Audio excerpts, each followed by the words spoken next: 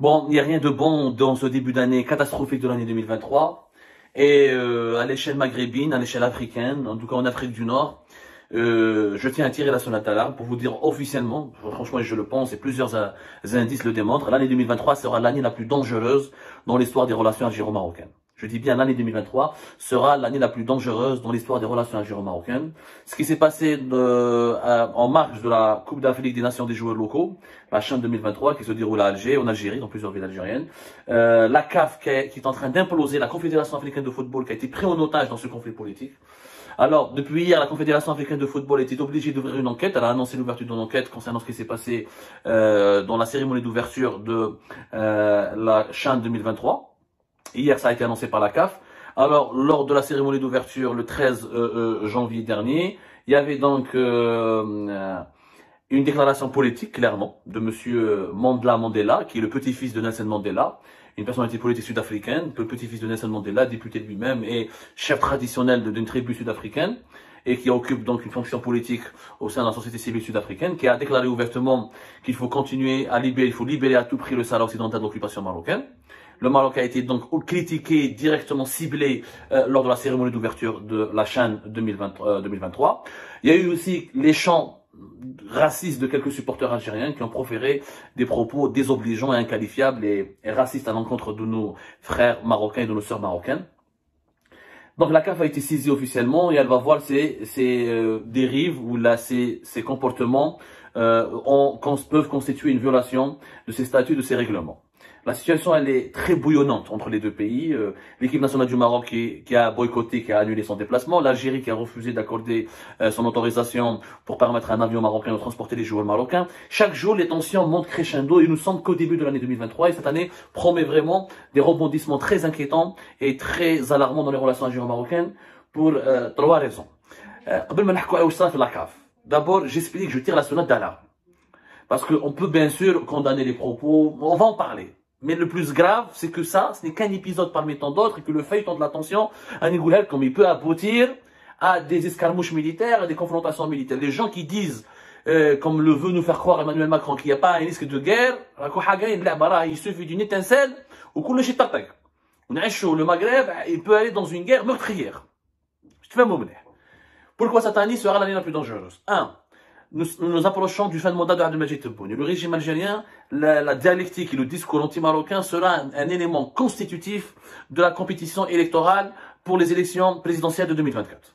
Ça sera un élément constitutif. Le Maroc est devenu l'épouvantail utilisé par le régime algérien et l'argument principal pour le régime algérien pour préserver sa sécurité et la souveraineté nationale et pour parler de la sécurité nationale et pour terrifier les oppositions et pour l'ennemi, ce fameux ennemi extérieur qui menace le pays. Donc, le discours anti-marocain va énormément se développer, s'intensifier en Algérie. C'est le premier élément. Deuxième élément, la course au l'armement. Le Maroc comme l'Algérie, ils ont énormément augmenté leur budget militaire. L'Algérie comme le Maroc. Et les deux vont acheter beaucoup d'armes durant cette année. Et qui dit achat d'armes, des positionnements de plusieurs fournisseurs internationaux.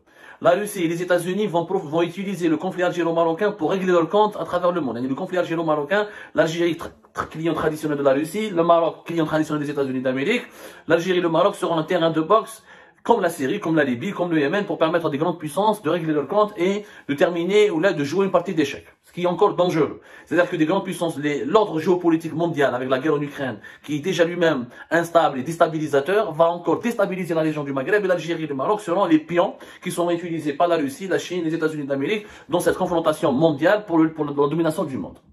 Et donc ce qui va aggraver les tensions entre les deux pays. Troisièmement, c'est que le Maroc est dans une course effrénée pour régler définitivement la question du Sahara occidental.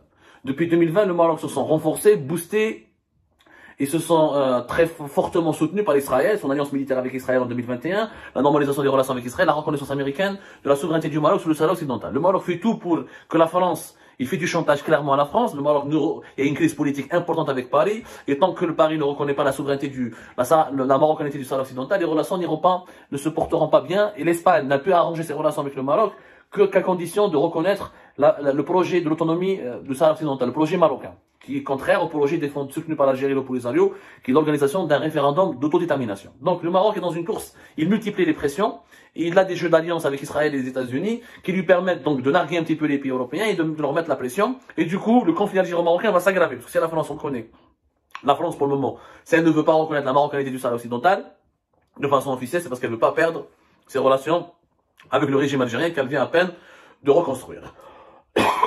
Ces trois éléments font en sorte que l'approche des élections présidentielles en Algérie, la course effrénée pour l'armement et l'interventionnisme et l'ingérence des puissances étrangères, et notamment des États-Unis d'Amérique et de la Russie, la course contre la montre pour le Maroc et les pressions permanentes du Maroc pour enterrer définitivement le dossier du Sahara occidental et pour obtenir la reconnaissance du Sahara, de la marocanité du Sahara, les trois conditions font en sorte que l'année 2023 sera très tendue. Notamment à partir du deuxième semestre de l'année 2023, parce que les échéances de ces trois causes vont, encore une fois, se rapprocher encore davantage. Donc, la pression va ne pas cesser de monter. Ce qui s'est passé avec la CAF et le football n'est que le prélude de d'autres terrains de confrontation. Le Maroc et l'Algérie vont s'affronter sur plusieurs terrains. Le football, la CAF, la CHAN 2023, c'est qu'une petite démonstration. Bien sûr qu'il faut dénoncer les chants racistes de certains supporters algériens à l'encontre des Marocains. Bien sûr, c'est logique, c'est évident. Dans les commentaires, beaucoup de nos amis marocains ou les mêmes algériens, beaucoup Abdou Samad ne sait pas exprimer, je m'exprime. Il faut les dénoncer naturellement. Mais ce n'est pas un fait constitutif de la population algérienne. Quelques centaines de milliers de supporters qui ont dit des conneries. Il y a 45 millions d'Algériens et d'Algériens. Les Marocains savent très bien que les 45 millions d'Algériens et d'Algériens n'ont pas une haine pour les Marocains. Comme les 36 millions de Marocains n'ont pas de haine pour les 45 millions d'Algériens. Donc, il faut arrêter de polémiquer sur des dérives médiatisées comme ça. Parce que si on perd notre temps et notre énergie à dénoncer des dérives par-ci, par-là, on va jamais aller à l'essentiel. L'essentiel, comme le combat, le véritable combat qui doit monopoliser notre énergie et capitaliser nos efforts, c'est et concentrer vers lequel on doit concentrer tous nos efforts, c'est la véritable apaisement des relations entre les deux pays avec un processus de réconciliation. Tout le reste, c'est que des polémiques superflues. Je ne fais un moumlet. Un Marocain a insulté l'Algérie, un Algérien a insulté le Maroc. Les dérives, il y en a de pareil. Les extrémistes, il y en a dans les deux camps. Je ne fais un moumlet. Maintenant, effectivement, la question, le verdict de la CAF sera énormément attendu. La CAF, elle est maintenant prise au piège. Elle est obligée de faire de la politique aujourd'hui. Alors que ce n'est pas sa fonction, ce n'est pas sa mission. Effectivement, dans une compétition sportive, on n'a pas à prononcer des slogans politiques. C'est comme si lors de l'inauguration de la Coupe du Monde au Qatar, comment les Qataris ou comment un autre pays aurait interprété un message qui aurait pu être prononcé. Alors imaginez, l'un des invités de la cérémonie d'ouverture de la Coupe du Monde du Qatar, il aurait dit il faut mettre fin à la guerre au Yémen, il y a l'occupation du Yémen par l'Arabie Saoudite et les Émirats. Vous allez voir que l'Arabie Saoudite et les Émirats vont très mal prendre cette position, ce message politique dans une compétition sportive mondiale. C'est comme si un invité ou un acteur de l'inauguration, d'une cérémonie d'inauguration de la Coupe du Monde aurait fait des déclarations contre l'Iran ou contre Israël. Ça aurait été très mal perçu. Donc, le comportement, les déclarations du petit-fils de Mandela, sur le plan purement sportif, c'est une provocation. C'est une dérive. Parce que ce n'est ni le lieu. Il a tout le loisir dans une salle de conférence, à Alger, dans une exposition, dans une rencontre avec un premier ministre, ou avec un ministre. Il dit ce qu'il veut sur le Maroc, mais là, c'est une compétition de la CAF. Ce n'est pas la compétition de l'Algérie. Maintenant, est-ce qu'il faut faire des tonnes? Parce que c'est pas la première fois que le petit-fils de Mandela critique le Maroc et soutient le Sahara occidental. Est-ce que les Marocains n'en ont pas fait des tonnes et des tonnes et est-ce qu'ils n'ont pas exagéré la portée de cette affaire? Je rappelle par exemple qu'en octobre, le premier semaine d'octobre 2022, Nelson Mandela, le petit-fils de Nelson Mandela, Mandela, a témoigné devant l'ONU. Il a dénoncé l'occupation marocaine du Sahara occidental en la comparant à l'apartheid. Il avait fait une intervention lors de la 4e commission de l'Assemblée générale de l'ONU. C'était une journée spécialisée chargée de la décolonisation. Il a participé en tant que député du Congrès national africain, l'ANC, le fameux parti de son grand-père, Nelson Mandela. Donc c'est pas la première fois qu'il fait des déclarations anti-marocaines, il l'a déjà fait. C'est du droit des Marocains de contester, mais ce n'est pas nouveau de la part de Mandela. Et rien ne prouve, encore une fois, que ce sont les autorités algériennes qui l'ont obligé à le faire. Parce que le personnage, il paraît pas sa vie, Mandela, il est connu pour ses phrases en Afrique du Sud, pour ses problèmes conjugaux, pour ses problèmes financiers. Il a un passé compliqué, il est en conflit avec plusieurs membres de sa famille, c'est pas quelqu'un qui est contrôlable. Si les gens croient que c'était bon qui lui a dit ça, je ne crois pas. Je pense qu'il a lui-même été chauffé à blanc, peut-être oui, et qu'il a voulu il a été bien accueilli par l'Algérie, et je crois que dès le départ, Je crois qu'il a pris je crois qu'il a déjà une position traditionnelle sur le Sahara occidental. L'Afrique du Sud est l'un des pourvoyeurs, l'un des soutiens du Polisario. Il ne soutient pas le Polisario qui est en Algérie, mais c'est l'un des soutiens du Polisario, c'est l'un des soutiens de la question de l'indépendance du Sahara occidental. Donc, sa position n'est pas étonnante. Ce qui est étonnant, c'est pourquoi l'avoir dit ce jour-là dans ce stade. Et là, la CAF sera obligée de donner un verdict. Lequel? Est-ce qu'elle va dénoncer l'Algérie, qui est l'organisateur? Est-ce qu'elle va demander des explications? Peut-être que Mandela, c'était une attitude personnelle de sa part. C'est une position personnelle que personne ne lui a soufflé, personne ne s'attendait qu'il allait le dire. Donc, il y a plusieurs interprétations. Mais quoi qu'il arrive, la CAF, entre guillemets, pour de mailles dans la merde. Parce que elle est obligée maintenant de faire de la politique alors qu'elle est une organisation apolitique. Et je pense que la CAF maintenant, elle devrait appeler à la paix, à chercher l'apaisement, sans condamner l'Algérie ni condamner le Maroc. Elle va chercher à trouver, elle va essayer de faire un exercice difficile, celui de concilier, celui de trouver un verdict qui ne soit ni trop dur envers l'Algérie, ni trop tendre envers le Maroc. Ça va être un exercice difficile. Mais cet épisode n'est que le prélude d'un feuilleton compliqué et complexe. Et la seule solution, c'est l'intervention de l'Union africaine.